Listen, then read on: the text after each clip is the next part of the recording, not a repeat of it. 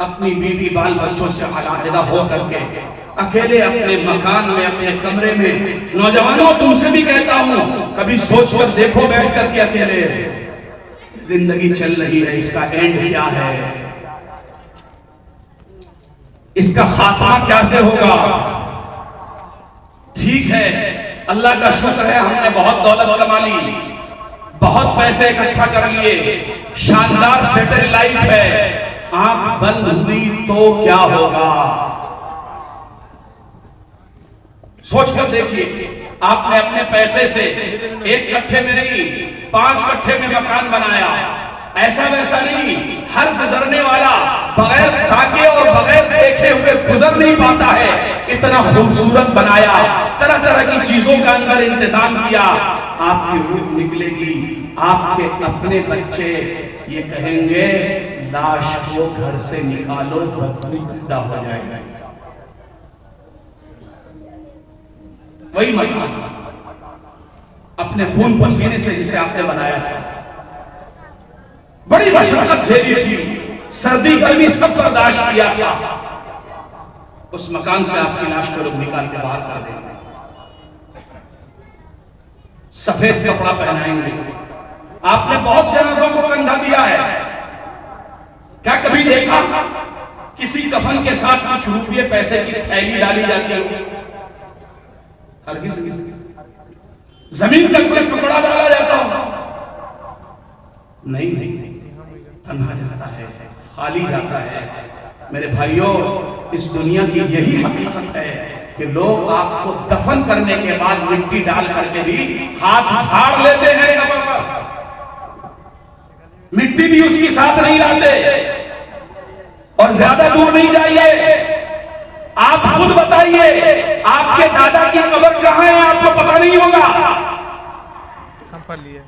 جس بیٹے کی خاطر باپ نے سب جھوٹ ایک کر دیا, پوری زندگی برابر کر دی, فلانے کا کھیت کاٹا, فلانے پر ظلم کیا, فلانے کو دبایا, فلانے پر ناجائز مقدمہ کیا, فلانے پر کیس کیا, سب کچھ کر کے جو آپ نے اکٹھا کیا, جس بیٹے کا وہ سارا مال ہو گیا, وہ بیٹا آپ کو کتنے دن یاد رکھتا ہے.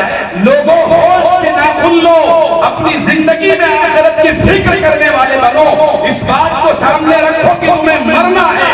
دشمنیاں ختم کر دو, نفرتیں ختم کر دو, بغض مٹا ڈالو, چوری بند کر دو, زنا بند کر دو, جھوٹ بند کر دو, لوگوں کے کھیت کاٹنے بند کر دو, زبردستی دوسروں پر ناجائز مقدمات بند کر دو. کیونکہ اگر بند نہیں کرو گے تو اللہ تمہاری سانس کس دن بند کرے گا.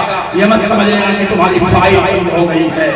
دنیا میں کسی کو دھوکہ دے سکتے ہو, دنیا میں اپنی طاقت کا اظہار کر سکتے ہو, گواہ خرید سکتے ہو, پولیس خرید سکتے ہو, حکومت خرید سکتے ہو, عدالت خرید سکتے ہو. اللہ کے یہاں جو عدالت لگے گی تمہاری زبان بند ہوگی, تمہارے اعضاء بولیں گے. اللہ تعالیٰ قرآن پاک میں ارشاد فرماتے ہیں اليوم نختم على افواههم وتكلمنا ايديهم وتشهد ارجلهم بما كانوا يكسبون.